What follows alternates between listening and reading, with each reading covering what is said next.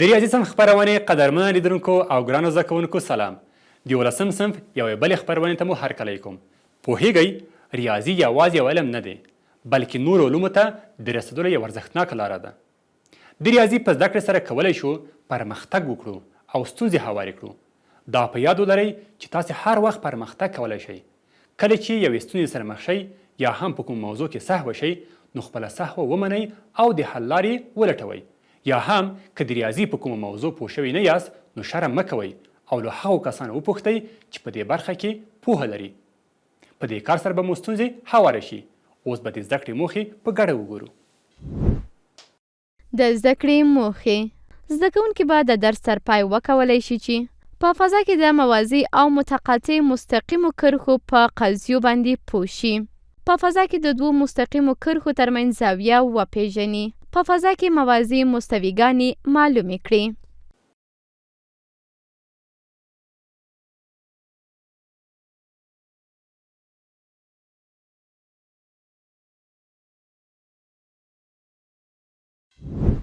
ګلالۍ زده کوونکو، زموږ دا درس په فضا کې د مستقیمو کرښو او مستویګانو د قضیو په اړه دی.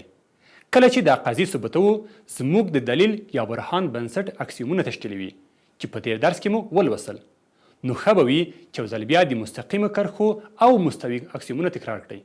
سربیره پر دې تاسې هم کوښښ وکړئ د همدې قضیو د عبارتونو له مخې شکلونه رسم کړئ تر څو ستاسې پوهه د دې قضیو په اړه لا ډیره شي.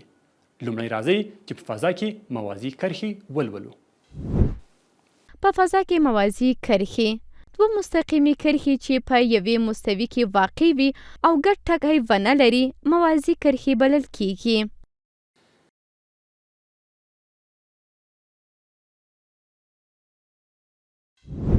ګرانو زده کوونکو، په فضا کې د موازي کرښو تعریف دوه برخې لري. کرښې باید په یوې مستوي کې واقع وي او دویم دا چې کرښې باید هیڅ ګډ ټکی ونه لري. په دې صورت کې دواړه کرښې د یو بل سره موازي دي. په فضایي او مسطحه هندسه کې د کرښو د موازي والي په اړه ډیر کم توپیر شتون لري.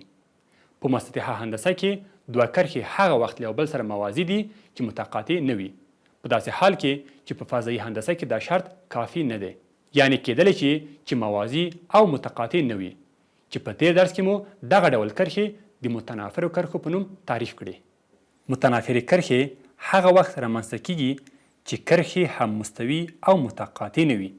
که چیرې دا متنافرې کرښې په دوه بعدي فضا کې رسم کړو داسې ښکاري لکه چې له یوې بلې سره متقاطع دي. خو که په درې بعدي فضا کې رسم کړو په ښکاره ډول لیدل کیږي چې دغه کرښې یو بل نه قطع کوي او موازي هم نه دي. په فضا کې د موازي کرښو په اړه خو وپوهېدو. اوس راځئ چې د موازي کرښو قضیې ولولو. تاسې هم تر پایه زموږ ملتیا وکړئ تر څو د قضیو په ثبوت باندې ښه پوه شئ. قضیه له یو خارجي ټکي څخه د یوې مستقیمې کرښې سره یوازې یوه موازي مستقیمه کرښه رسمیږي. قدرمنو لیدونکو او ګرانو زده کوونکو، د پی یو مستوي په پام کې نیسو او د دلتا یوه کرښه د دې مستوي پر مخ ټاکو. که له مستوي څخه بهر یو ټکی انتخاب کړو نو دا قضیه بیانوي چې یوازې یوه مستقیمه کرښه شته چې له دغه ټکي څخه تیریږي او د دلتا یو کرښې سره موازي وي. اوس راځئ چې دا قضیه په ګډه ثبوت کړو او زده یې کړو. فرضوو چې دلتا یو مستقیمه کرښه د پی په مستوي کې پرته ده او د ای ټکی په دلتا یو کرښه باندې واقع نه وي. اوس په دې قضیه کې باید موږ دوه بیانې ثبوت کړو. لومړی د موازي کرښې شتون ثبوتوو. په قضیه کې ذکر شوي دي چې له یو خارجي ټکي څخه د یوې مستقیمې کرښې سره یوازې یوه موازي مستقیمه کرښه رسمیدلی شي. دا چې موازي کرښې شتون لري او که نه نو د ثبوت لپاره د موازي کرښو له اکسیوم څخه ګټه اخلو. په مسطحه هندسه کې د موازاتو اکسیوم په دې ډول دی چې له خارجي ټکي څخه د یوې مستقیمې کرښې سره یوازې یوه موازي مستقیمه کرښه رسمولی شو او بس. د دې اکسیوم مطابق د دلتا دوه موازي مستقیمه کرښه په دې ډول راکړل شوې چې د ای له ټکي څخه تیریږي او د دلتا یو کرښې سره موازي ده.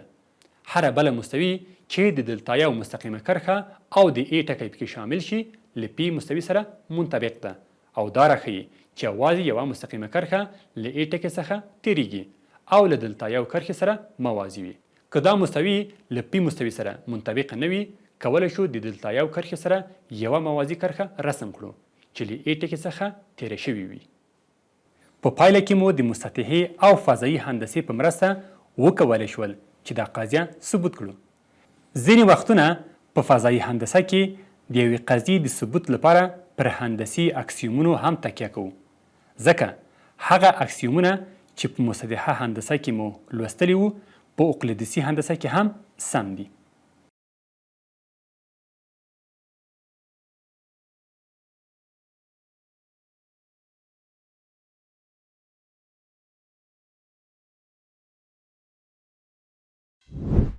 ګلالی زده کوونکو، هیله مند یم تاسې به هم د قضیې په ثبوت پوهېدلي یئ.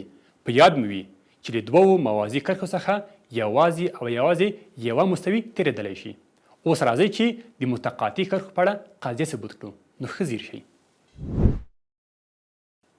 قضیه: که د دلتا یو مستقیمه کرښه د پی مستوي په یو ټکي کې قطع کړي، له دلتا یو سره هره موازي کرښه نوموړې مستوي په یو ټکي کې قطع کوي. په لنډ ډول دا قضیه داسې ده چې یوه مستقیمه کرښه یو مستوي په یو ټکي کې قطع کړي، له دې کرښې سره هره موازي کرښه مستوي قطع کوي. د ثبوت لپاره یې فرضوو چې د دلتا یو او دلتا دوه موازي کرښې د کیو پر مستوي کې شتون لري. که د پی مستوي د کیو مستوي قطع کړي، نو مشترک فاصل د ال مستقیمه کرښه کیږي. د پی په مستوي کې د دلتا یو مستقیمه کرښه د دوو مستویګانو مشترک فاصل یعنی ال قطع کوي، او د موازي کرښو د یوې قضیې له مخې که د دلتا یو مستقیمه کرښه د ال کرښه قطع کړي، له دلتا یو سره هره موازي کرښه هم د ال کرښه قطع کوي. نو د دې قضیې له مخې ویلی شو چې د دلتا دوه موازي کرښه د دلتا یو له کرښې سره موازي ده، چې د ال کرښه په یو ټکي کې قطع کوي او دا ټکی د پی پر مستوي واقع ده.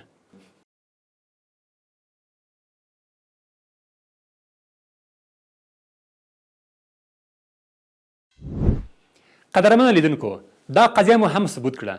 مخکې مو هم یادونه وکړه چې د قضیو ثبوتولو لپاره له اکسیومونو او هغو قضیو څخه ګټه اخلو چې په مسطحه هندسه کې مو زده کړې وي، ځکه چې د مسطحي هندسې قضیې په فضایي هندسه کې هم صدق کوي. اوس به بله موضوع ولولو. درنو لیدونکو او ګرانو زده کوونکو، په فضایي هندسه کې کیدلی شي چې کرښې موازي او یا هم متقاطي وي، خو په فضا کې مستقیمې کرښې یو بل حالت هم لري چې د متنافرو کرښو په نوم یادیږي. متنافرې کرښې هغو کرښو ته ویل کیږي چې په یو مستوي کې واقع نه وي. دا کرښې که څه هم په فضا کې له یو بل سره متقاطي نه دي، خو بیا هم کولی شي په فضا کې یوه زاویه جوړه کړي چې د متنافرې کرښو د زاویې په نوم یادیږي. د درس په دوام کې به دا موضوع وڅېړو چې څنګه د متنافرې کرښو ترمنځ زاویه جوړه کړو.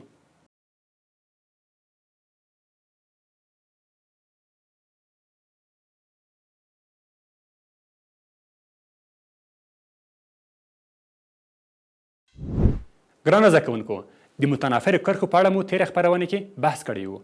اوس به یې قضیه ولولو، خو لومړی باید یو بله موضوع مطالعه کړو چې په فضا کې د متنافرو کرښو ترمنځ زاویو په پېژندلو کې له موږ سره مرسته کوي. راځئ چې دا قضیه هم ولولو. قضیه: په فضا کې دوه زاویې چې زولې یې 2 په 2 موازي او هم جهته وي سره مساوي دي. ګلالی زده کوونکو، د دې لپاره چې دوه زاویې په فضا کې یو بل سره مساوي وي، لاندې 2 شرطونه باید صدق وکړي. لومړی دا چې د دې دوو زاویو زولې باید یو بل سره موازي وي، او دویم باید د دواړو زاویې لوري یا جهتونه یو شان وي. په دې صورت کې په فضا کې دوه زاویې له یو بل سره مساوي دي. د ایکس او وای او ایکس زبر او زبر وای زبر زاویې په پام کې نیسو، داسې چې او ایکس زوله له او زبر ایکس زبر زولې سره موازي او هم جهته، او همدارنګه او وای له او زبر وای زبر سره موازي او هم جهته وي. په شکل کې لیدل کیږي چې پر او ایکس او او زبر ایکس زبر باندې د او ای او او زبر ای زبر دوه مساوي قطع کرښې چې جهتونه یو شان دي شتون لري. نو له امله او ای زبر او زبر یوه متضاوی الاضلاع ده. نو د بی زبر او زبر قطع کرښې موازی، مساوي او همجهته دي. نو بی زبر ای زبر هم یوه متضاوی الاضلاع ده چې ای بی مساوي ای زبر بی زبر کیږي. نو د او زبر ای زبر بی زبر او همدارنګه او ای بی مثلثونه هم یو پر بل منطبق دي. څنګه چې ای بی مساوي دی له ای زبر بی زبر سره، همدارنګه او ای مساوي دی له ای زبر او زبر سره، او همدارنګه او بی مساوي دی له او زبر بی زبر سره. نو په پایله کې ویلی شو چې د ای او بی او ای زبر او زبر بی زبر مثلثونه انطباق منونکي دي چې زاویې هم له یو بل سره مساوي دي.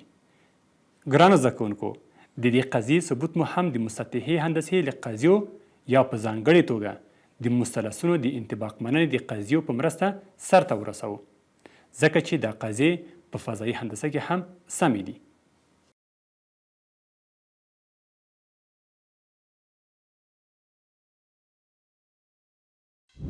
ګرانو زده کوونکو، د قضیې ثبوت مو زده کړ. دا قضیه ډیره مهمه ده او له موږ سره مرسته کوي چې په فضا کې مساوي زاویې معلومې کړو. اوس یوه لنډه دمه لرو. د دمې وروسته به د دې قضیې پایلې ولولو.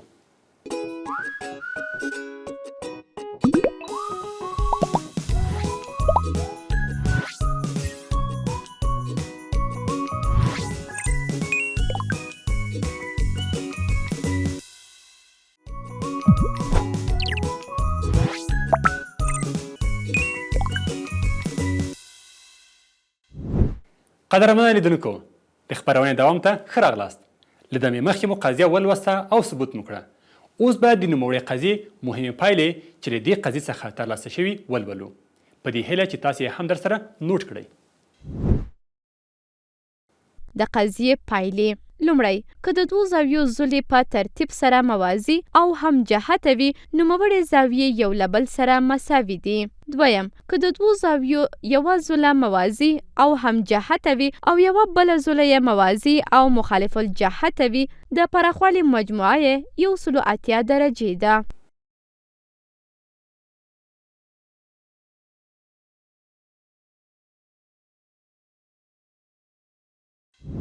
دا هغه پایلې وي چې له مخکینۍ قضیې څخه مو ترلاسه کړې. تاسې ګلالي زده کوونکي دا پایلې تمرین او ثبوت کړئ تر څو مو په ذهن کې ښې پاتې شي.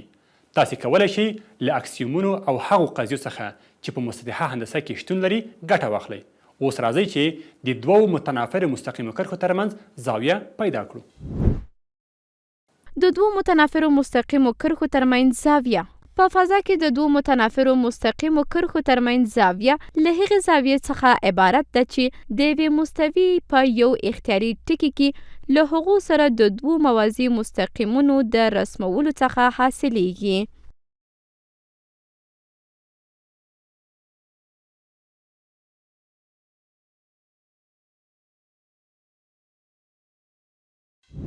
ګلالۍ زده کوونکو، په فضایي هندسه کې هم کیدلی شي د دوو متنافرو کرښو ترمنځ زاویه جوړه شي.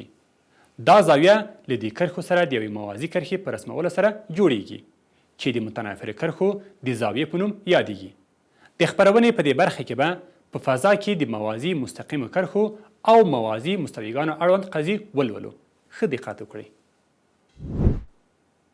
دوه مستویګانې هغه وخت موازي بلل کیږي چې هیڅ ګډ ټکی ونه لري. په دې شکل کې دوه موازي مستویګانې لیدلی شئ. په همدې ډول ګورئ چې د دلتا مستقیمه کرښه له پی مستوي سره هیڅ ګډ ټکی نه لري. نو د دلتا مستقیمه کرښه له پی مستوي سره موازي ده.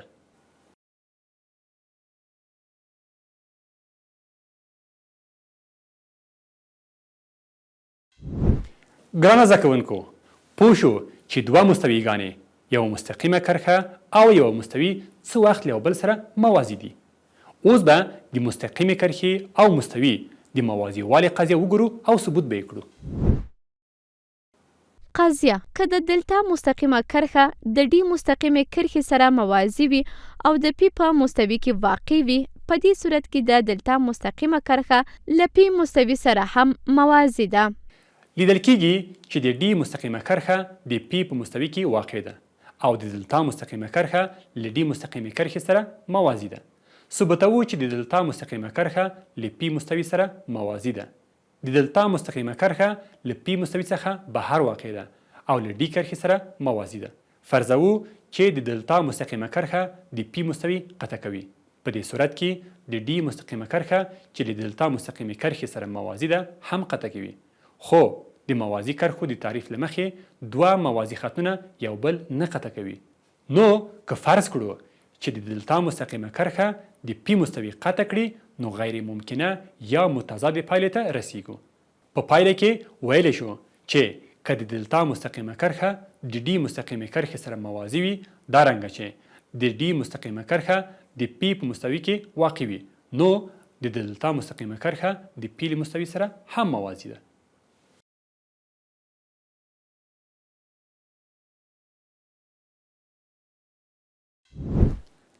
ګلالۍ زده کوونکو د قضیې ثبوت مو په ګډه ولید.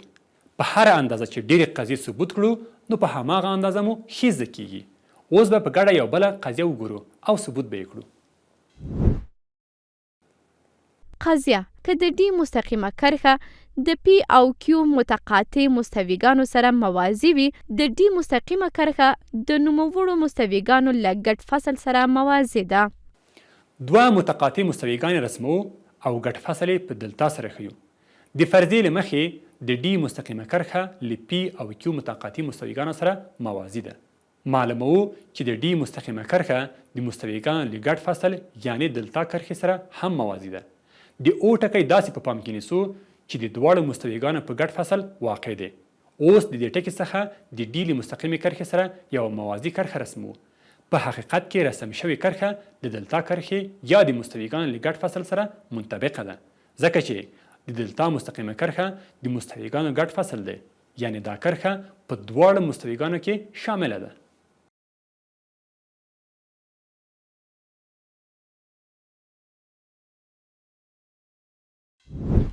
ګلالۍ زده کوونکو د دې قضیې ثبوت مو هم ولید. په لنډ ډول د دې قضیې مفهوم دا دی چې که یو مستقیمه کرښه د متقاطع مستویګانو سره موازي وي د دې مستویګانو له ګډ فصل سره هم موازي ده. دا قضیه د موازي مستویګانو په معلومولو کې له موږ سره ډیره مرسته کوي. د خپرونې په وروستۍ برخه کې به د موازي مستویګانو په اړه یوه بله قضیه ثبوت کړو. قضیه د او له ټکي څخه د ډي یو او ډي دوه غیر موازي مستقیمو کرښو سره یوازې یوه موازي مستوي رسمیږي.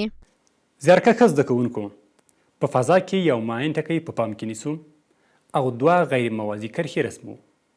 دا قضیه بیانوي چې له دې معین ټکي یوازې یوه داسې مستوي رسم کېدلی شي چې له دې دوو کرښو سره موازي وي. د دې قضیې د ثبوت لپاره لومړی په فضا کې د پی مستوي په پام کې نیسو. د ډي یو او ډي دوه مستقیمې کرښې په پام کې نیسو چې له یو بل سره موازي نه دي. په دې قضیه کې ویل شوي چې د او له ټکي څخه یوازې یوه مستوي رسمېدلی شي چې له دواړو کرښو سره موازي وي. د دې قضیې د ثبوت لپاره د او ټکی په پام کې نیسو او د ډي یو زبر او ډي دوه زبر دوه کرښې داسې رسمو چې یو بل په او ټکي کې قطع کړي او ډي یو زبر له ډي یو کرښې سره موازي او همدارنګه ډي دوه زبر له ډي دوه کرښې سره موازي وي. اوس کولی شو د پی مستوي رسم کړو چې د او معین ټکی او د ډي یو زبر او ډي دوه زبر متقاطع کرښې ولري. په شکل کې په ښه ډول لیدل کیږي چې د پی مستوي له ډي یو او ډي دوه مستقیمو کرښو سره موازي ده. که د ډي یو او ډي دوه کرښې له یو بل سره موازي وي د ډي یو زبر او ډي دوه زبر کرښې د پی پر مستوي باندې منطبقې دي. د دې قضیې لنډیز په دې ډول دی چې که چیرې په فضا کې کرښې له یو بل سره موازي نه وي کولی شو له یو معین ټکي څخه یو مستوي رسم کړو چې له دې کرښو سره موازي وي.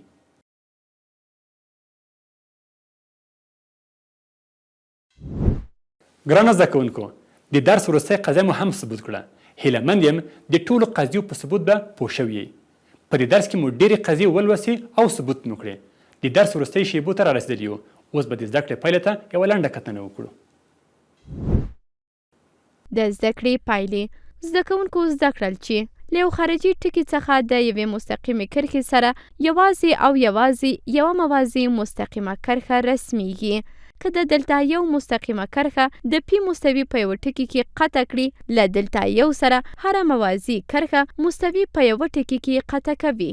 په فضا کې دوه زاویې چې زولې یې موازي او هم جهته وي له یو بل سره مساوي دي.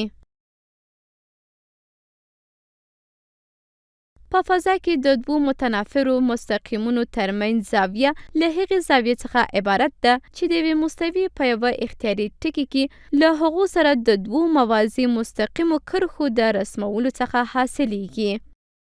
که د دلتا مستقیمه کرښه له ډي مستقیمې کرښې سره موازي وي او د پی په مستوي کې واقع وي، په دې صورت کې د دلتا مستقیمه کرښه له پی مستوي سره هم موازي ده. که د ډي مستقیمه کرښه د پی او کیو متقاطع مستویګانو سره موازي وي، نو د ډي مستقیمه کرښه د نوموړو مستویګانو له ګډ فصل سره موازي ده. د او له ټکي څخه د ډي یو او ډي دوه غیر موازي مستقیمو کرښو سره یوازې یوه موازي مستوي رسمیږي.